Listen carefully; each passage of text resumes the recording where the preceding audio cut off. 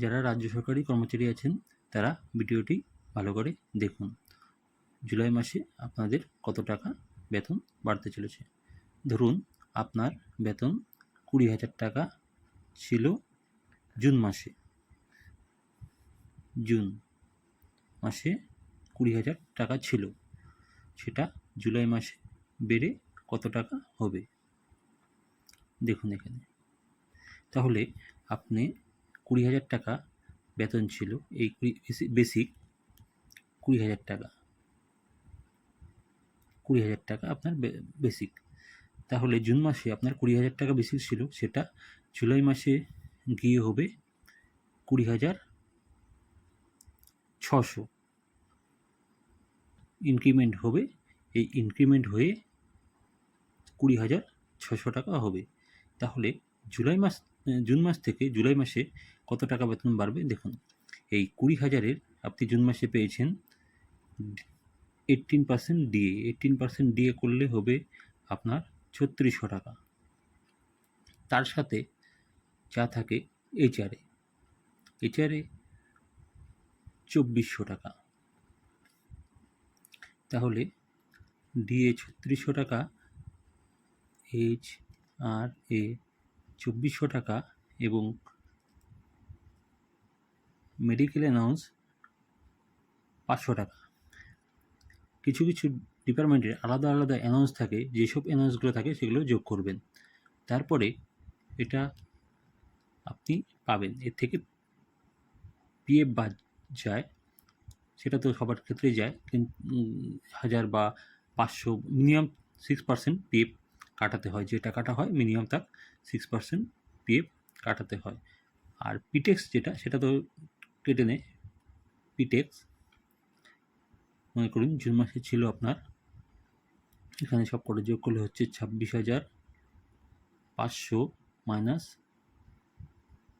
পিটেক্স 150, তাহলে হচ্ছে 26,350।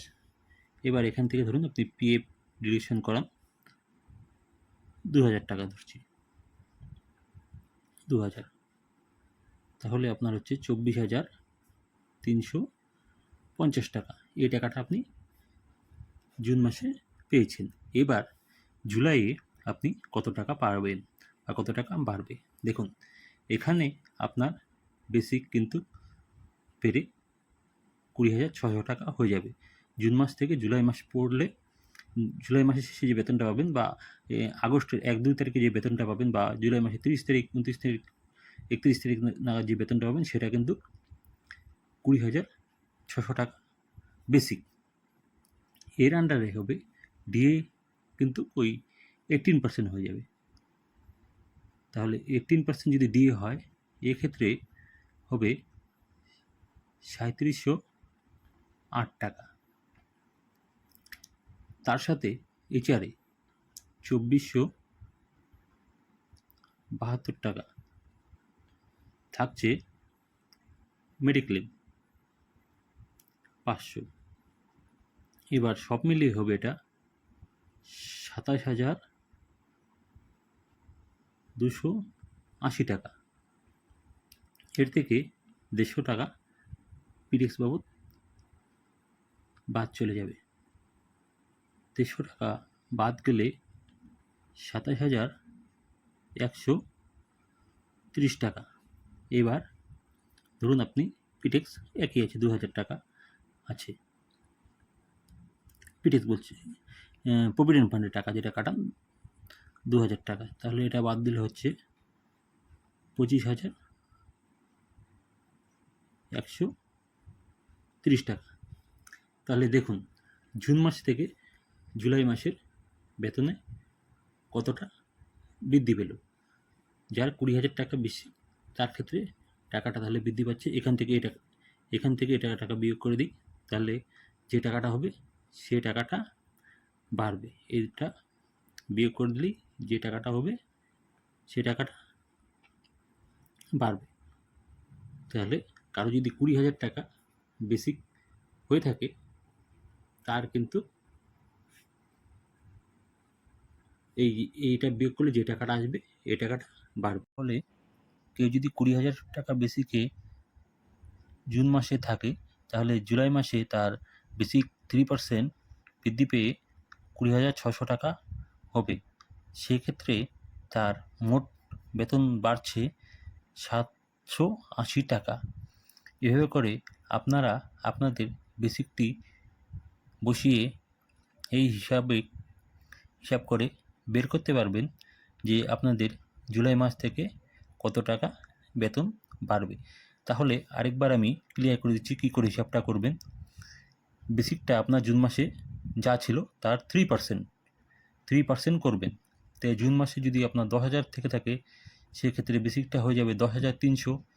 যেহেতু এখানে 20,000 করেছি, সেহেতু বেসিকটা হয়ে গিয়েছে 20,600। কারো যদি বেসিক 30,000 থেকে থাকে, সেক্ষেত্রে জুলাই মাসে ইনক্রিমেন্ট হয়ে তার বেসিক হবে 30,900।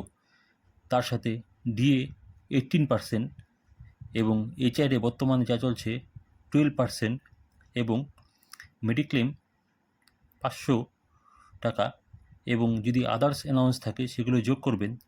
এবং যেগুলো বাদ যায় তার মধ্যে হলো পিটেক্স, যেটা 40,000-এর নিচে হলে 150 টাকা, এবং গ্রস টোটাল বেতন যদি 40,000-এর উপরে হয় তাহলে 200 টাকা, আর যদি 40,000-এর নিচে হয় সেক্ষেত্রে 150 টাকা পিটেক্স কাটবে। এই টাকাটা কিন্তু ফেরত পাওয়া যায় না। আর এটা পিটেক্স না, এটা পিএফ হবে। পিএফ হলো যে টাকাটা প্রভিডেন্ট ফান্ডের টাকা যেটা রেখে থাকেন, সেই প্রভিডেন্ট ফান্ডের টাকা, এটা কিন্তু ফেরতযোগ্য টাকা, এটা তো ফেরত পাবেনি। যোগ যা কাটে সেটা বাদ দিবেন। তাহলে পরের মাসে সেম করবেন, দেখবেন আপনাদের কত টাকা বেতন বাড়ছে, নিজের টাকা নিজেই হিসাব করতে পারবেন। ধন্যবাদ। ভিডিওটি ভালো লাগলে লাইক, কমেন্ট এবং শেয়ার করুন।